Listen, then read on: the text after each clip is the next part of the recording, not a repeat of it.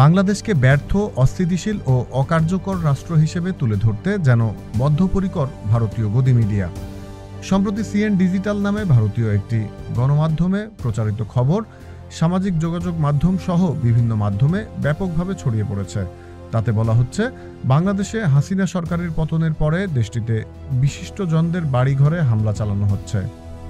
এর অংশ হিসেবে ভেঙে ফেলা হচ্ছে ময়মনসিংহ শহরের হরিকিশোর রায় রোডে কিংবদন্তি চলচ্চিত্রকার সত্যজিৎ রায়ের বাড়ি।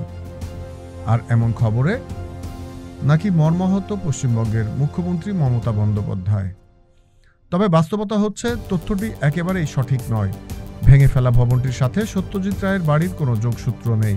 বিভ্রান্তির মূল কারণ, এই রোডের নাম সত্যজিৎ রায়ের পূর্বপুরুষ হরিকিশোর রায়ের নামে, কিন্তু এই নির্দিষ্ট ভবনটি তাদের নয়।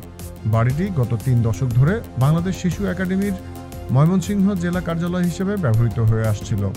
দীর্ঘদিন ধরে ব্যবহারের অনুপযোগী হয়ে পড়ায় ভবনটি সরকার পরিত্যক্ত ঘোষণা করে এবং নতুন ভবন নির্মাণের পরিকল্পনা নেয়। আর ভারতীয় গদি মিডিয়া বাংলাদেশের বিরুদ্ধে বিষবাষ্প ছড়ানোর কৌশল হিসেবে বেছে নেয় সুযোগটি। Z news, Dhaka.